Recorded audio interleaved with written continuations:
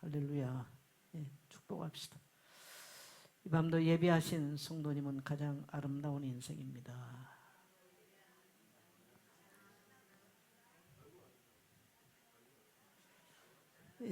우리 오늘 말씀의 제목 한번 따라합시다. 환난 가운데서 더욱 영광스러운 교회. 요즘 제가 이렇게 유튜브를 가끔 이렇게 보면 이게 나오더라고요. 60, 70 세대를 위한 AI GPT라고 그래요. 챗 GPT. 나는 그 이름도 잘 모르겠는데. 하여튼 뭐 그거 무료 교육해 주겠다고 하는 게 많이 나와요. 그래서 이거 배워야 되냐 말해야 되냐 고민이 많이 되더라고. 다니엘서를 읽으면서 안 하기로 결정을 했어요. 다니엘 12장 4절에 보면 마지막 때 사람들이 빨리 왕래를 하고 그만큼 급하게 다닌다는 거예요. 또 지식이 많아지고. 그런데 뭐가 문제냐? 하나님의 말씀은 임봉돼 버렸다. 하나님의 말씀이 봉함돼 버린, 임봉돼 버렸어. 제가 이 말씀을 생각하면서 살아오면서 지난날의 내 인생을 한번 돌이켜봅니다. 아무것도 없을 때, 뭐 휴대폰도 없었고 전화도 제대로 없었고 오직 우리가 교통수단이라고 하는 것은 통신수단이라고 하는 것은 편지밖에 없었던 시절들, 우리는 그런 시절을 지나왔는데 그때 제가 성경을 읽고 묵상했던 것과 오늘날은 그냥 제 개인의 신앙 이야기예요. 하늘과 땅만큼 다르다. 그때 제가 성경을 읽고 제 지난날 성경을 읽고 묵상할 때는 성경 이게 단어 하나하나가 마치 책에서 튀어나오듯이 내게 생생하게 말씀이 와닿았어요. 정말.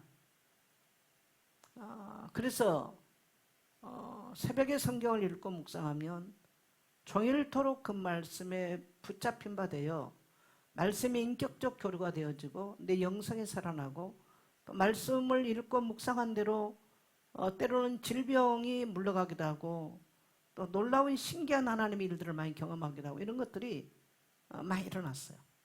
근데 오늘날을 제가 묵상을 해보면 너무너무 묵상하기 어려워요. 그래서 나만 그런가? 처음에는 제가 나인가? 라는 생각을 했는데 다니엘서를 읽으면서 너무나 쓸데없는 지식 정보 처리를 내가 너무나 많이 하고 있는 거예요. 그러니까 하나님의 말씀도 그 지식 정보 처리 중에 하나로 돼버리는 거예요.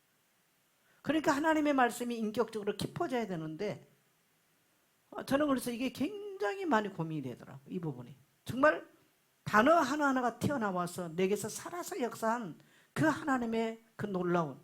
그래서 제가 늘 아마 얘기했을 겁니다.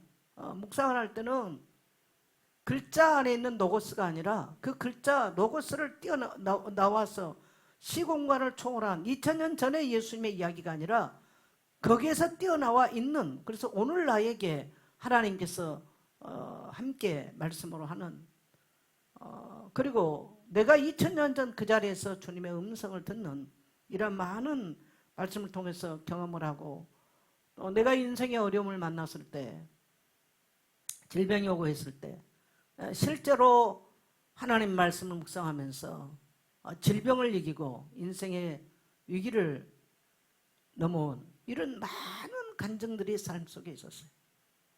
그게 어떻게 보면 오늘까지도 내가 하나님의 종으로 살 수 있는 굉장한 훈련들이었죠. 근데 어느 시점에 와서 보니까 저도 하루에 이 휴대폰 들여다보는 시간이 꽤 되거든요. 나도 모르게 그렇더라고. 길 다니면서 가끔 사람들 욕하고 내보는데 길을 못 다니겠어. 다 이래가지고 길 비켜주지도 않아. 특히 저녁 수요 예배 때 오면요, 삼성 아파트 밑으로 오면요, 전부 다 올라가는 사람들이 전부 다 이거 들고 가니까 또 제가 낮이면 나와서 우리 집 옆에 조그만한 이제 그 정자가 있잖아요. 할매든 할아버지든 뭐 애들이든 담배 피러 나와가지고 전부 다 담배 하나 들고 이러고 있는 거예요. 뭘 그렇게 볼 게 있는지. 정말 쳐다보면 입에서 좋은 소리가 안 나오려고 그래. 옆에 있지도 못하겠어, 담배 냄새 나가지고. 그래서 야, 사람들의 심장을 다 빼앗겼구나. 근데 그러니 우리 그리스도인들이 어떻게 성경을 읽긴 읽겠죠. 근데 어떻게 하나님과 거룩한 교제가 일어나고 하나님의 말씀이 살아서 영혼을 치유하고 삶을 치유하고 인생을 치유하는 이런 역사가 어떻게 일어날까? 우리 오늘 다빈이 엄마 오셨는데요. 제 말 듣고요. 모든 것이 회복될 때까지 휴대폰 다 끊어버렸어요. 쉽지 않을 거예요. 금단의 현상이 올 겁니다. 만일 휴대폰을 많이 썼다면. 그리고 딱 성경하고요. 강단 페이퍼, 선포문 가지고요. 한번 해보세요. 그렇게 할 때 하고 휴대폰 가지고 뭐 볼 것 다 보고 하는 거다군요. 하늘과 땅 차이로 다를 겁니다.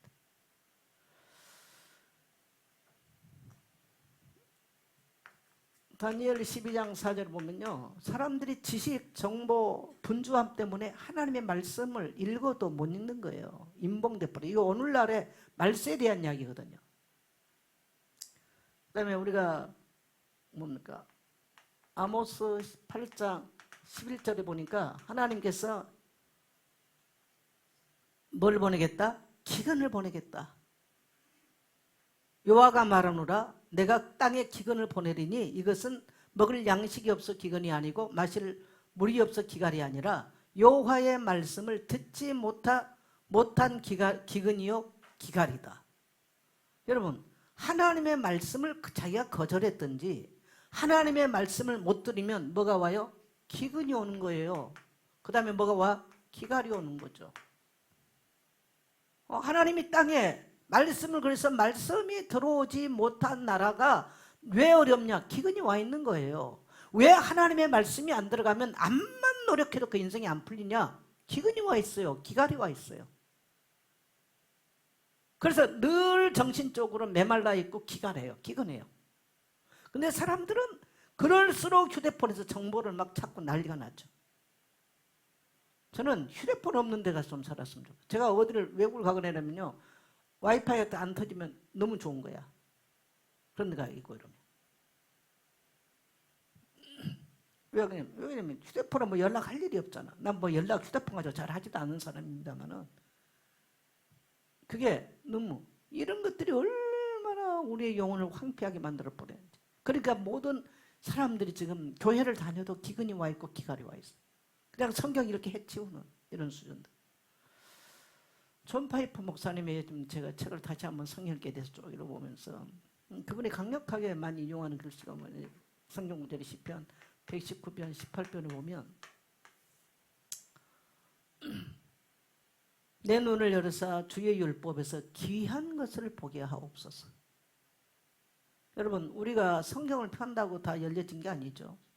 우리 시편 기자는 내 눈을 열어서 성경 주의 말씀 다시 말하면 주의 율법에서 귀한 것을 보게 해 주옵소서. 근데 어떤 사람은 귀한 걸 보는 사람이 있는가 하면 어떤 사람은 문자 그대로 보고 끝나버리죠. 문자 그대로 보고 끝났다면 그 인생에는 기근과 기갈이 끝나지 않을 겁니다. 그리고 이미 하나님의 말씀이 임봉돼 버리는 인생. 나는 이걸 생각할 때 우리 예손의 성도들이 하나님의 말씀이 임봉된 성도, 그래서 뭘 듣기는 듣고 보기는 보는데 알아듣지도 못하고 깨닫지도 못하고 살면은 그 하나님의 능력과는 전혀 상관없는 삶이 아니기를 축복합니다. 지식 정보로 안다고 해서 그게 믿음이 아닌 거죠. 그 다음에 기근과 기갈. 기갈은 마른 거잖아요. 기근은 먹을 것이 없는 게 기근이고. 영혼이 황폐해져 버린 거죠. 그래서 우리가 왜 수요일도 모이고 늘 이렇게 모여야 되는가? 또 와서 말씀을 듣는가? 또 왜 늘 성경을 읽어야 되는가? 따라합시다. 내 영혼이 기근하지 않고 기갈하지 않기를 원합니다. 그리고 한 번 더 합시다. 하나님 말씀 들을 때마다 내 눈을 열어서 하나님의 말씀에서 귀한 것을 보게 하옵소서. 여러분 그 눈이 열려져야 돼요. 그 은혜가 있기를 축복합니다. 이 밤도 그 눈이 열려지게 되기를 축복합니다. 자, 데살로니가 후서를 이제 우리가 들어왔는데요. 데살로니가 후서는 전서와 마찬가지로 주제가 뭐냐면 예수님의 재림에 대한 이야기를 전서나 후서나 동일하게 주제가 예수님의 재림에 대한, 그래서 데살로니가 전후서는 재림 신앙에 대한 것을 다루고 있어요. 그래서 데살로니가 교회가 재림을 기다리면서 있지만 굉장히 초대교회 당시 박해가 심했던 때입니다. 그래서 이 박해 가운데 있었던 성도들에게 보낸 편지지요. 그래서 당시 교회는 심한 박해를 받고 있었지만 바울은 그들의 고난보다 하나님의 역사와 장차 나타날 영광이 얼마나 큰가라고 하는 것에 대해서 말씀을 하고 있습니다. 지금 제가 볼 때 우리 교회 성도들 중에는 예수 믿는 것 때문에 고난을 받는 성도는 없는 것 같아요. 예수 믿는 것 때문에 박해를 받는 일은 없는 것 같아요. 이게 다행인지 아닌지는 모르겠어요. 그러나 분명한 것은 예수 믿는, 조금 소리 낮춰주세요. 예수 믿는 것 때문에 박해를 받고 고난을 받으면 고난으로 끝나냐? 그렇지 않습니다. 거의 기독교 신앙은 고난을 통과를 하면서 성장해 가고 성숙해 가는 게 기독교 신앙의 특징이에요. 그래서 박해가 없고 고난이 없는 데는 희한하게 성장을 안 합니다. 제가 태국을 가서 보잖아요. 태국이 우리보다 훨씬 먼저 복음이 들어갔어요. 근데 거기는 모든 게 좋아. 모든 게 카풍카야. 그리고 말 어감 자체가 보면요, 아잔 그 말이 지도자, 선생님, 목사, 지도자, 대통령이든 뭐든 지도자든 목사든 다 아잔입니다. 선생님 다 아잔이에요. 거기는 그냥 아잔 그렇게 통해요. 하나님도 포라짜오, 부처도 포라짜오. 참, 여러분 우리나라가 얼마나 하나님하고 귀신은 명확하잖아요. 일본말 가미사와 하나님, 가미사와 귀신을 가미사와거든요. 귀신도 가미사와, 하나님도 가미사와, 성령도 다 가미사와야. 어떻게 분별해요? 나는 일본의 선교사님들 대단하다고 생각합니다. 태국 가면 다 프라짜오야. 다 프라짜오. 다 좋아. 그 예배당 들어가 보면 처음에 나 깜짝 놀랐어. 왕사진이 십자가 위에가 있는 거야. 그런 개념 자체가 이 단어에서부터 없어요. 그러니까 누구하고 전쟁을 안 하잖아요. 그 사람들. 다 좋은 거예요. 고난도 없고 피팍도 없고 신앙이 성장을 안 해요. 그런데다 이제 경제적으로 좀 나아져 버리니까 더더욱 이제 완전히 복음의 꽃도 못 피워버리고 태국에 이제 복음이 시들어버리는. 오히려 라오스는 지금 공산국가 되다 보니까 핍박을 받잖아요. 그러다 보니까 여기는 그래도 벌써 그 신학생들이 찬양하는 게 다르고 예배하는 게 달라요. 근데 태국은 이미 그게 안 되는 거예요. 우리나라도 엄청난 핍박을 많이 받았잖아요. 많은 순교자들, 일제를 지나면서도 그렇고 가정에서부터 유교와 충돌하면서 그렇고 일제 식민지하에서도 그렇고 6.25를 지나면서도 그렇고 이런 시절을 지나면서 기독교가 많이 핍박을 받고 어려움을 당했는데 이게 우리 한국 교회가 성장을 하고 기독교인들이 목숨 걸고 예수 믿는 이러한 것들이 되어졌어요. 나는 오늘 데살로니가 전서 후서를 읽어보면서 너무너무 이해가 되는 거예요, 이게. 자, 그런 의미에서 우리가 이제 한번 본문을 한번 들어갈 텐데, 자, 1절 같이 갑니다. 시작. 하나님 우리 아버지와 주 예수 그리스도 안에 있는 데살로니가 교인의 편지하노니. 자, 여러분, 교회는 뭘까요? 교회가 건물입니까? 교회는 예수를 그리스도로 고백하고 주로 모신 자들 2명 이상의 모인들을 교회다라고 말합니다.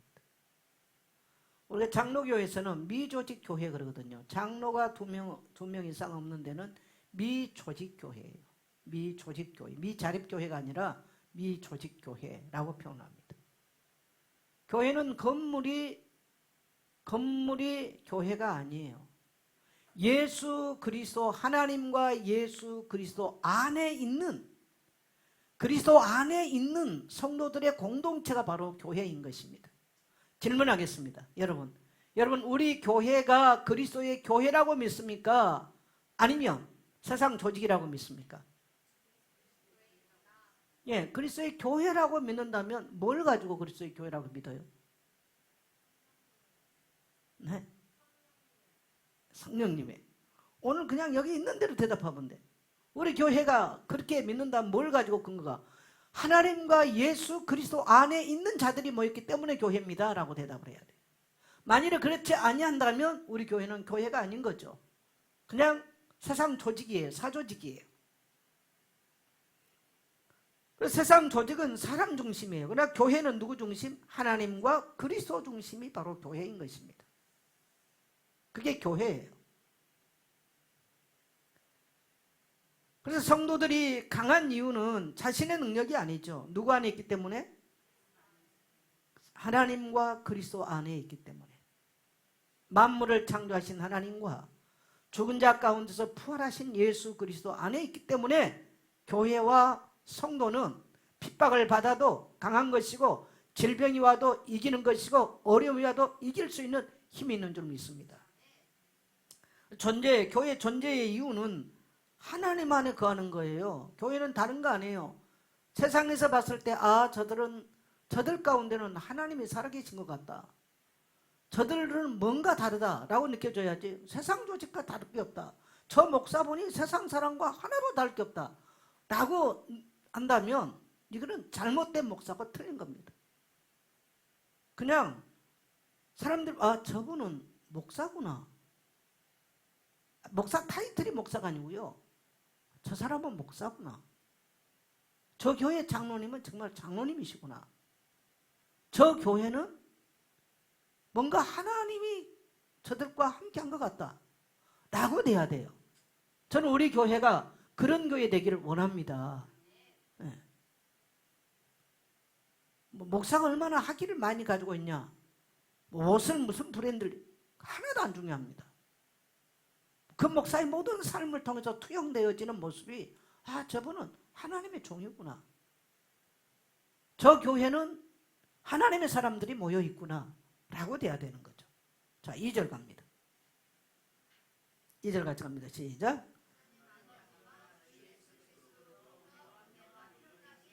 그래서 교회는 하나님과 주 예수 그리스도 안에 있는 교회라면 거기에 가장 중요한 것은 하나님과 주 예수 그리스도에 뭐가 있어야 돼요? 은혜가 있어야 돼요. 성도들에게. 교회는 주 예수 그리스도의 은혜가 있어야 됩니다. 그 은혜가 뭘까요? 그가 십자가에 죽으심으로 우리의 모든 죄와 허물에서 우리를 용서하시고 사하시고 속량받은 은혜들이 있어야 돼요. 이것이 있다면 그 다음에 뭐가 있을까요? 평강인 거죠. 평강. 하나님의 은혜를 받아야 평강해져요. 돈이 없어도 평강하고 질병이 와도 평강하고요. 문제가 와도 평강해지는 거예요. 근데 사람들의 평강은 뭡니까? 조건이에요. 돈이 생기면 좀 잠깐 일시적으로 평강해집니다. 그러나 영원한 평강 아닙니다. 여러분, 우리가 예수 그리스도 안에 돌아왔을 때 세상에서 경험할 수 없는 게 뭐냐면 세상적 조건은 하나도 없는데 뭔지 알 수 없는 평강이 있는 거예요. 그래서 우리 그리스도인들은 따라합시다. 조증한 자가 돼야 된다. 김대중 옛날에 나보고 목사님은 조증이 걸렸으면 걸렸지 우울증 안 걸릴 것 같다 그러더라고요. 근데 제가 수술하고 나니까 우울증은 아닌데 번아웃이 오더라고요. 우리 이제 성도님들 잘못하면 그런 상태 올 수 있어요. 언제든지 그럴 때 저를 찾으세요. 언제든지. 조금 이게 소리를 조금 그 하이음을 조금 더 내리세요. 하이음을 살짝.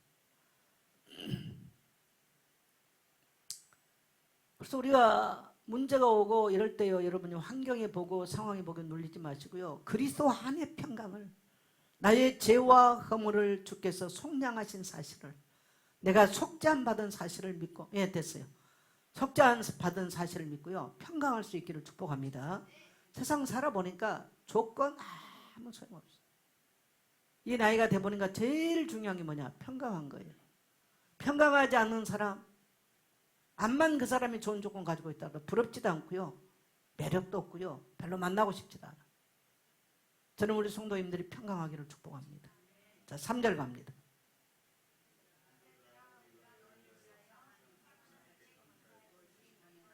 당연함은 너희의 믿음이 더욱 자라고 너희가 바울이 지금 고난받고 있는 성도들에게요 항상 하나님께 감사를 한다. 너희를 위해서. 그것이 당연하다. 왜? 너희 믿음이 더욱 자랐어요. 여러분 고난받아보고 어려움 당하면서 믿음이 더욱 자라봤습니까? 우리 정혜경 성도님이 이번 애경 자꾸 혜경이라 그러네. 하도 혜경을 많이 들어가지고 이재명 와이프 혜경 많이 들어. 애경 이제 어쨌든 질병과 싸워야 되는 입장인데요. 그렇게 하면서 믿음이 더욱 자랐다. 내 믿음이 자랐다. 목사가 봤을 때 믿음이 자랐구나. 그래서 감사하다라고 말할 수 있는. 아멘. 어떤 사람은 어려움을 통과하면서 믿음이 정말 탁 성장한 사람이 있어요. 근데 어떤 사람은 반대로 가요. 둘 중 하나예요. 근데 지금 데살로니가 교회는 이런 환난 가운데서 큰 환난이 있었거든요. 데살로니가 교회가. 감사하다. 항상 하나님께 감사하다. 너희 믿음이 더욱 자라고 또 너희가 각기 서로 뭐 했어요? 사랑했어요. 형제들도 가난한 때는 서로가 위하고 서로가 이렇게 하는데 만일에 부모가 재산을 많이 상속을 하고 돈이 많아가지고 나눠야 되고 이럴 때는요 싸움이 난대. 싸움. 다 의가 갈라져. 그래서 교회가 혼란이 오고 이럴 때 교회가 더욱 뭉치고 하나 되고 서로 사랑하고 단결되어져. 지금 데살로니가 교회가 그렇게 됐어. 그래서 바울은 이 환난 가운데 교회를 보면서 감사하다. 믿음이 자라고 사랑이 더 풍성해졌다. 여러분 고난은 믿음을 무너뜨리는 것이 아니고요 성숙하게 만들고 성장하는 도구입니다. 그래서 우리가 예수 믿고 났을 때 적당하게 하나님이 우리에게 환난을 보내요. 그래야 세상 줄을 끊거든요. 그래서 저는 제가 신앙생활을 쭉 되면서 보니까 내가 고난을 받고 어려움을 겪을 때 내 영혼이 살아있구나. 그래서 더 깊은 기도 속으로 가게 되고 정말 내 모든 것들을 초월할 수 있는 이러한 힘을 얻게 된 것들이 언제였냐? 평안할 때였냐? 성경만 많이 읽을 때 아닙니다. 고난을 통과할 때였어요. 그런 시간들이 얼마나 감사하던지. 그래서 제가 그때 많이 부른 찬송이 있어요. 금풍랑이 일어나 너 쉬지 못하나 이 풍랑이 연하여서 더 빨리 갑니다.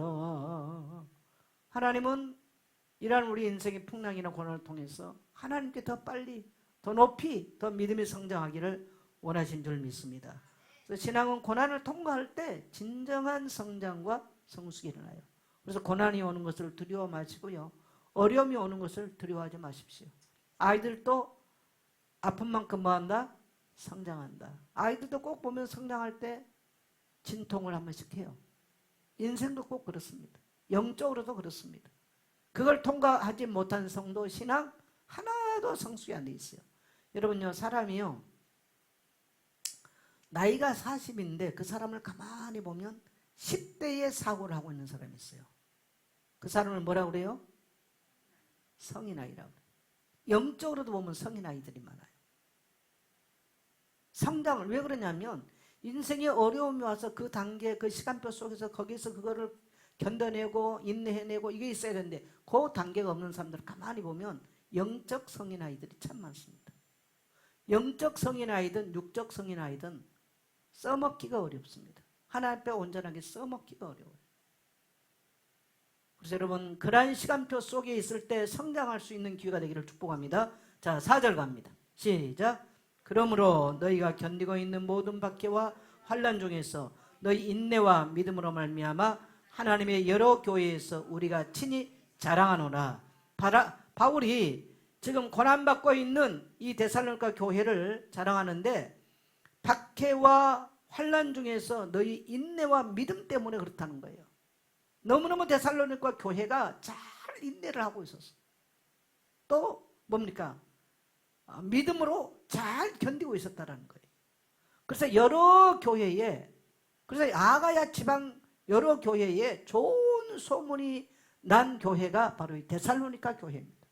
저는 제가 교회를 개척을 할 때 첫 주 설교가 데살로니가 1장 1절로 5절의 설교를 첫 주 설교를 했어요. 저는 그런 교회이고 싶었어요. 믿음의 역사와 사랑의 수고와 소망의 인내가 있는, 그래서 좋은 소문이 아가야 지방에 나 있는 교회. 성도의 신앙은 그래야 돼요. 그래서 저는 첫 주 설교를 잊어버리질 않아요. 37년이었지만 제가 개척하고 첫 주 설교를 안 잊어버립니다. 성도에게는 믿음의 역사가 있어야 돼요. 어떤 문제 속에서도. 두 번째, 뭐가 있어야 돼요? 사랑의 수고가 있어야 돼요. 내가 사랑한다, 교회 사랑한다, 하나님 사랑한다. 당연하게 뭐가 있어야 돼요? 수고가 있어야 돼요. 가정 사랑한다? 수고 있어야 돼요. 근데 사랑한다고 말하면 수고가 없어, 대가 지불이 없어, 거짓말입니다. 그 다음에 세 번째 뭡니까? 믿음의 소망에 있네. 소망이 있다? 정말 주님이 다시 오신다? 주님 살아계신다? 그럼 뭐 해야 돼요? 인내해야 되는 거죠. 그게 데살로니가 교회의 중요한 모습이에요. 그래서 바울이 그것 때문에 지금 여러 교회에 자랑을 했다는 거예요.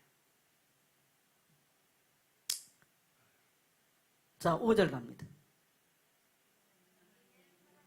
공의로운 심판의 표요 너희로 하여금 하나님의 나라에 합당한 자로 여김을 받게 하려 함이니 그 나라를 위해서 너희가 또한 고난을 받느니라.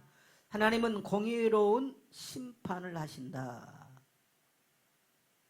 그렇게 지금 말씀하고 계시죠.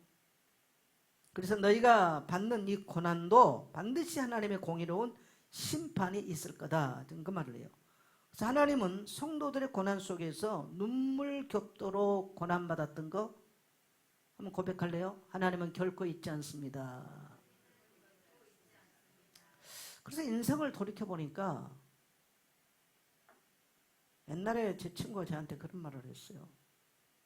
그때는 뭐 그냥 친구니까 이제 이름 부르고, 지금이야 꼭 정목사를 부르는데, 항상 하나님 앞에 희생만 하고 사는 것 같다. 그때는 그 친구가 신앙이 없었어.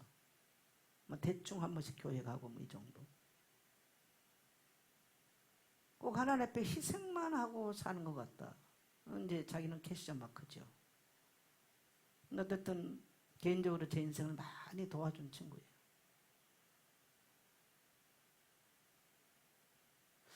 그래서 저는 그 말이 굉장히 부끄러웠거든요. 물론 그게 제가 젊은 날이니까 괜찮았지만 그래도 부끄러웠어요.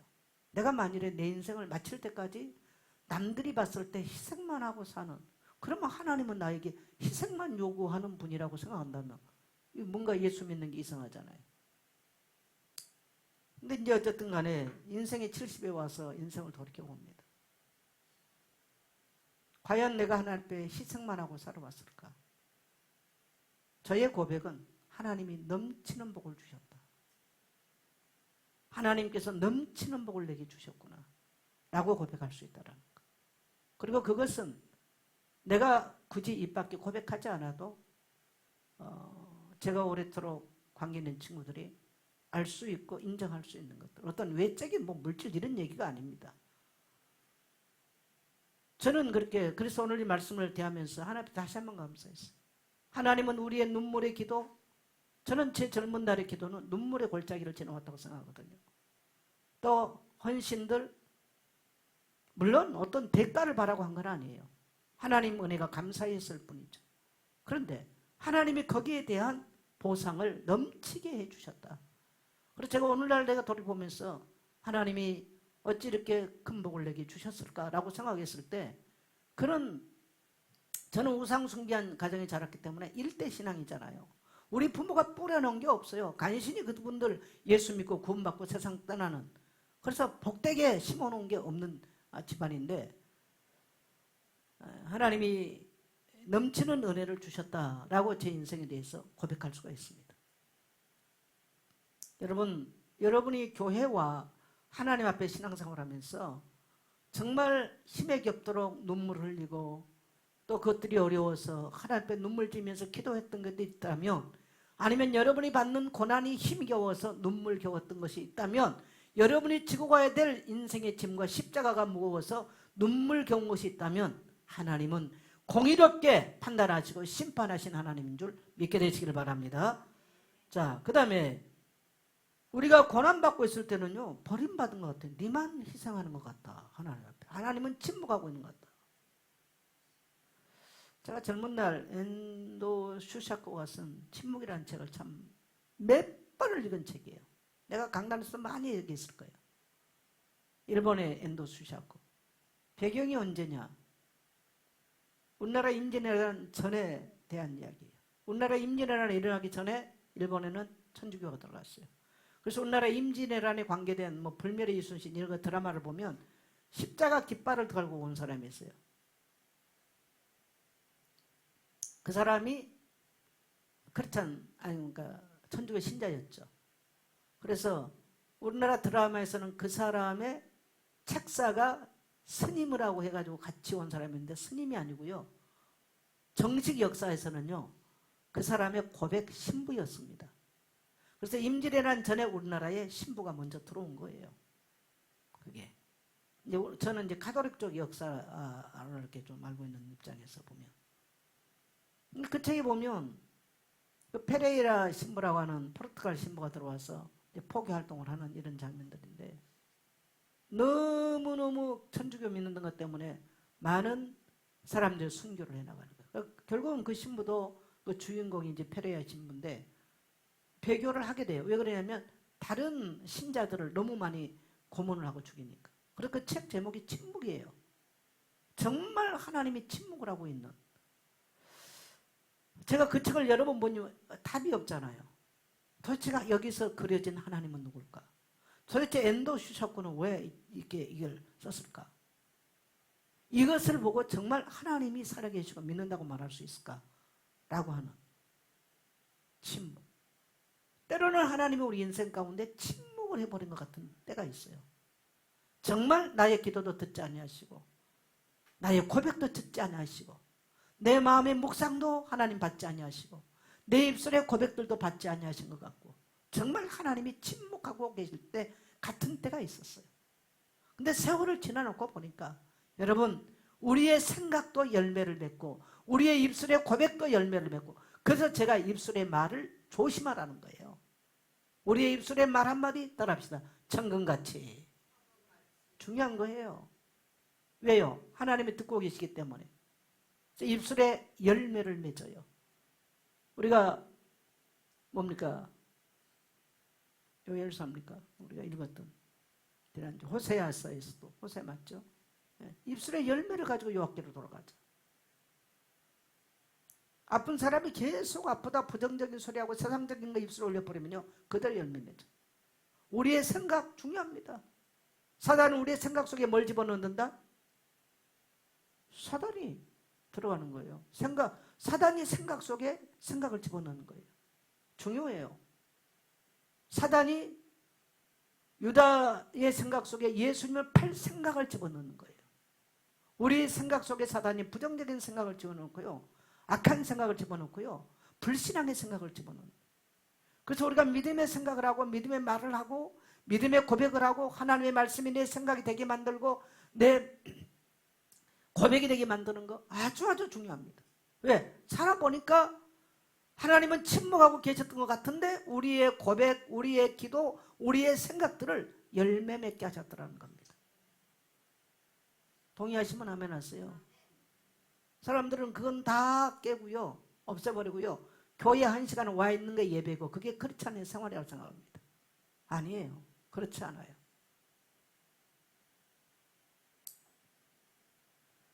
그래서 하나님은 모든 것을 공의롭게 판단하십니다. 현재의 고난은 장차 받을 영광과 주님이 재림하신다면 그때 받을 영광과는 비교할 수가 없죠. 여러분, 주님 때문에 고난을 받고 주님 때문에 무거운 짐을 져받고 주님 때문에 나를 희생해 봤다면 하나님이 여러분에게 넘치도록 주실, 보상하시고 심판하시고 판단하실 날이 있음을 믿게 되시길 바랍니다. 자, 6절 갑니다. 시작. 너희로 환난을 받게 하는 자들에게는 하나님이 우리에게 환난을 받게 했던 자들에게는 어떻게 한다고요? 환난으로 갚으신다. 제가 이제 이번 주 우리가 주일이 돌아오는 주일이 광복 80일중이 되더라고요. 항상 제가 광복절 되면 그런 설교를 했습니다만은 얼마나 많은 나라들을 괴롭게 했습니까? 우리나라 얼마나 괴롭게 했어? 얼마나 많은 사람을 끌어다가 전쟁터에 앞세우고 15살부터 30살 젊은 처자들 끌어다가 성노예로 삼고 얼마나 괴로움을 줬어요. 여러분, 지구상에서요. 그런데 하나님이 이 땅에 복음을 보내신 거예요. 하나님이 이 땅에 복음을 파송하셔서 많은 선교사들, 미국, 영국, 캐나다, 호주 이런 우리 동맹국가들이 이 땅에 복음을 갖다 심어주니까 그때부터 우리 민족들이 깨어나서요. 하나님께 부르짖고요. 하나님께 애통함을 호소하기 시작했어요. 그랬더니 하나님 어떻게 했어요? 일본 땅에 전무후무 원자폭탄을 투하해버렸어요. 따라합시다. 하나님이 갚으신다. 우리가 보복했나요, 일본에게? 우리는 지금도 일본에게 보복할 힘도 없었고요. 지금도 못했어요. 근데 하나님이 하신 거예요. 그러니까 우리가 하나님 편에 서 있으면 하나님이 갚으신 거예요.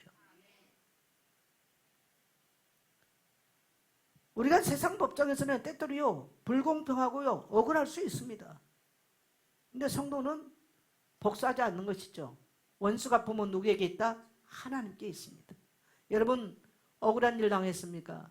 원수 갚을 일이 남았습니까? 나는 이재명 대통령이 그런 면에서 참 잘못하고 있다고 생각해요. 왜 자꾸 목사들을 갖다 감옥에 갖다 집어넣습니까? 이제 난 참 이제 고민이 선교비에서 50% 지금 세금 예, 지금 그게 지금 나왔어요. 아주 별짓을 지금 다 하려고 그래요. 이 기독교인들이 하나님 앞에 우짖으면 그거는 물론 교회를 먼저 정화시킬 겁니다. 하나님이 교회를 거룩하게 만들 거예요. 죄악들을 버리고. 그러나 그거는 굉장히 그렇게 하면 안 되는 일들을 지금 계속하죠. 당신은 재판 안 받으면서 목사들 바로 잡아다가 그냥 대통령 되자마자 다 몇 명씩 잡아다가 저기를 하고, 그거는 바람직하지 못한 지금 행동을 하고 있습니다. 자, 7절 갑니다. 같이 갑니다. 시작.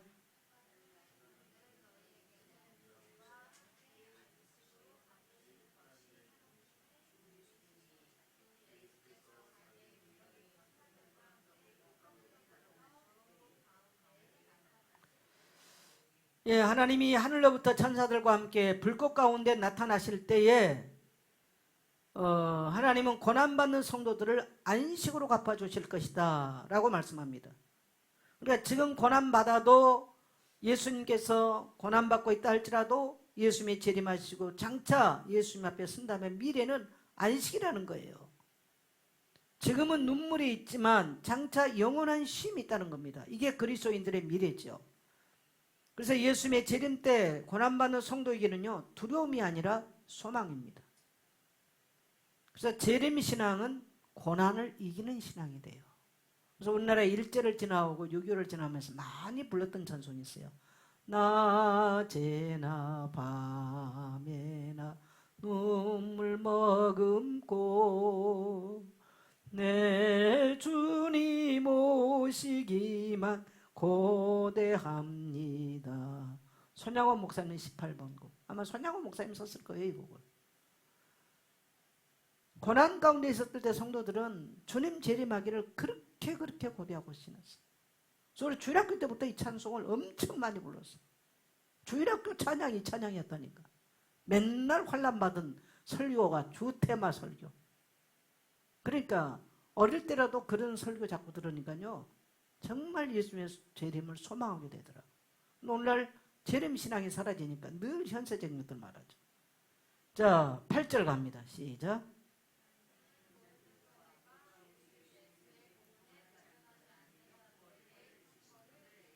자, 하나님을 모르는 자들과 예수의 복음을 복종하지 않는 것, 거절하는 자들에는 뭐가 있다? 형벌이 있다. 여러분, 모르는 것과 거절하는 것, 모르는 것과 안 믿는 것 같은 수준이에요. 하나님을 떠나는 것, 하나님을 모르는 것, 하나님을 안 믿고 거절하는 것 같은 수준이에요. 몰라서 못 믿었다? 그건 지 책임이에요. 누구 책임 아니에요? 하나님 몰랐다 누가 안전해줬다? 물론 복음을 전하지 않는 우리에게 책임이 있습니다만 그 결과는 자기 복음을 듣지 못한 그 사람 책임입니다. 모르는 거, 그 다음에 복음을 거절하는 거, 예수 믿자, 예배 계속 거절. 누구 책임? 그 사람 책임이에요.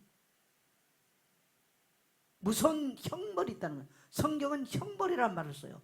여러분, 형벌이란 말을 웬만해서 안 쓰잖아요. 근데 성경은 형벌이란 말을 씁니다.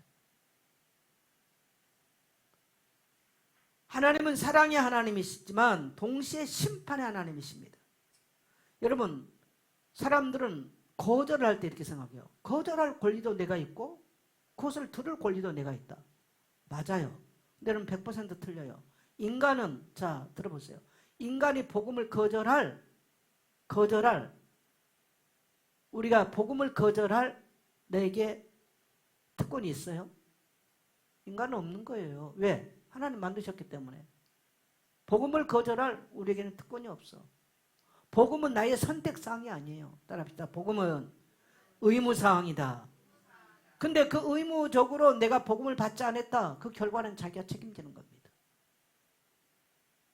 9절 시작. 이런 자들은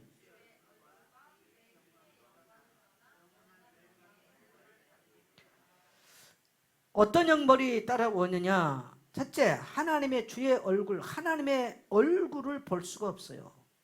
얼굴의 영광이 떠나요. 그러니까 사람들이 지옥 가면 유황불이 무섭다라고 하는데 유황불의 고통보다 더 무서운 게 뭐냐? 하나님의 얼굴을 돌려버리고 하나님의 임재를 보지 못하는 것. 이것이 이제 영생이 뭐냐? 그를 아는 것과 하나님을 아는 것과 그의 아들 예수 그리스도를 아는 것이 영생이거든요. 안다는 말은 지식으로 안다는 게 아니에요. 그분을 같이 경험한다는 뜻입니다. 히브리 말로는 야다란 말이에요. 그분을 경험하고 있다는 얘기예요. 그러면 주의 얼굴과 그의 힘의 영광을 떠나, 그러니까 그의 얼굴 빛을 비추는 그 임재가 없는 곳, 그것이 바로 지옥입니다. 이 땅에 살아도 그게 바로 지옥이에요. 지옥. 그 사람들에게는 영원한 멸망의 형벌이, 그것이 영원한 멸망의 형벌이죠. 그래서 로마 3장 23절을 보니까 모든 사람이 죄를 범하며 뭐에 이룰 수 없어? 하나님의 영광에 이룰 수 없다. 자, 10절 갑니다.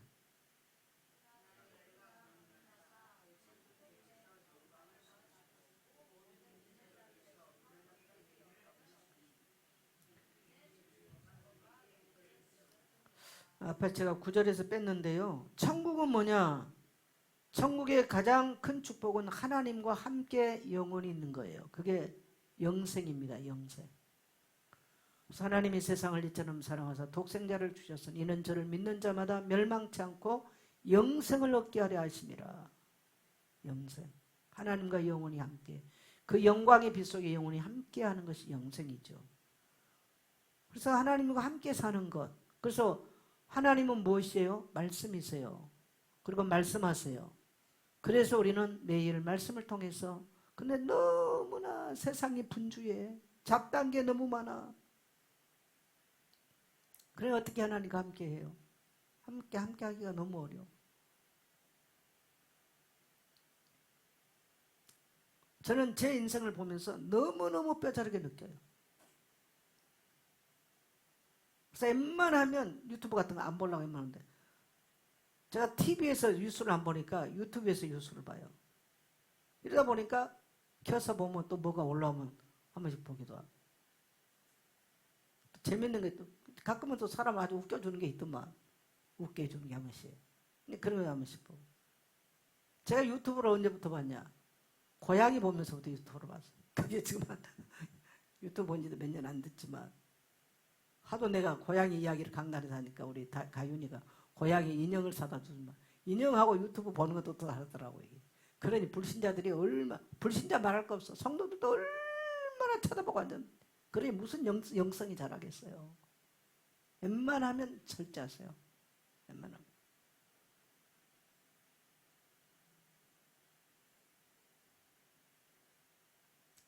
예수님이 강림하셔서 성도들에게 뭘 받아요? 영광을 받아요. 그래서 모든 믿는 자들에게서 놀랍게 여기심을 얻으리니 그 영광스러운 모습이죠. 마지막. 그래서 성도의 이 땅에 살면서 궁극적인 성도의 목적은 뭘까요? 위에 쓰는 소요를 문답 1답에 보면요. 인생의 제일 드는 목적이 무엇이냐? 영원토록 그를 기뻐하고 즐거워하며 영화롭게 하는 것이다. 그게 위에 쓰면 소요를 문답 1답이에요. 1문 1답이에요. 인생의 제일 드는 목적이 뭘까? 인생의 목적이 뭘까? 제가 중학교 1학년 때 세례를 받으면서 예수면 소유를 본다고 그때는 우리가 다 130문까지 다 외워야 돼요. 그래야 세례 받았어요. 그게 그렇게 하니까 제 평생의 인생의 좌표가 되고 잊지 않게 되더라고요. 그리고 고린도서 10장 31절 그런즉 너희는 먹든지 마시든 다 하나님의 영광을 위해서 하라. 항상 이 구절을 써가지고 다녔어요. 뭐 영광이 뭔지도 모르지만 결국은 성도의 삶에서는 우리가 뭘 하든지 따라합시다. 하나님의 영광을 위해서. 그래서 우리가 하나님의 영광을 드리는 삶을 살아야 되고 우리의 삶의 목적은 거룩함을 위해서 하는 거예요. 그게 성도의 삶이에요. 이 땅에서 너무 지금 우리는요. 계도 수정이 많이 필요해요. 뭐가 잘못 나가 있거든요. 많이 잘못 나가 있어요. 자, 11절 갑니다.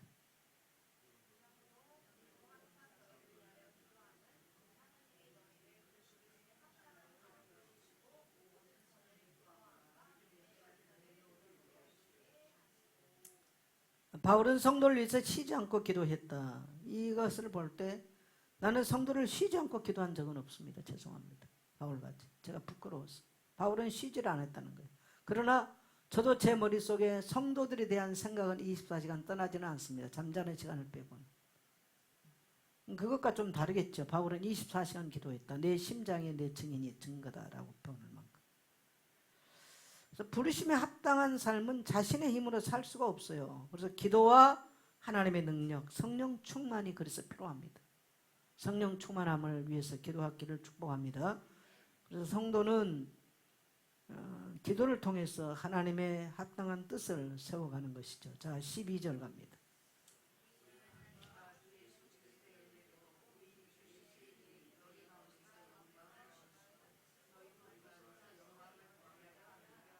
네, 여기도 역시 이제 영광에 대한 이야기를 후반부에서 계속 말씀하시는데요. 성도의 궁극적인 목적은 뭐라고요? 하나님의 영광을 위해서. 그리고 우리가 뭐를 할 때 자꾸 내가 드러난 것이 아니라 누가 드러나야 돼? 예수의 이름이 드러나야 돼. 이름이 높아져야 돼. 성도는 세상 속에서 예수님의 영광을 비추는 광채죠. 우리는 빛 자체가 아니고 반사체라 그런가요? 우리를 통해서 우리의 어떤 삶을 통해서 예수님이 드러나는 우리의 삶을 통해서 예수님의 이름이 영화롭게 되는 것. 이것이 성도가 살아가는 삶의 목적입니다. 자, 결론 우리 같이 한번 갑니다. 데살로니가 교회는 환난 가운데서도 첫째로 뭐가 자랐다? 믿음이 자랐다. 그래서 바울이 특히 고린도 후서에 보면은 굉장히 많이 자랑을 하죠. 정말 극한 환난 가운데서도 넘치는 헌금을 했다. 그렇게 표현을 칭찬을 그렇게 했어요. 그 다음에 두 번째로 뭡니까? 사랑이 풍성했다. 그리고 인내로서 그들은 승리를 했다. 끝까지 잘 인내했다. 그 다음에 그들은 뭐가 든든했어요? 재림의 소망이 붙들었어요. 그래서 우리도 어떤 환난 가운데 있든지 하나님께서 행하실 공의로운 심판과 영원한 영광을 바라보며 살아가야 됩니다. 여러분, 고난은 잠시요, 주님 안에서 누릴 영광은 영원합니다. 이 은혜가 우리 성도님들에게 있게 되시기를 축복합니다.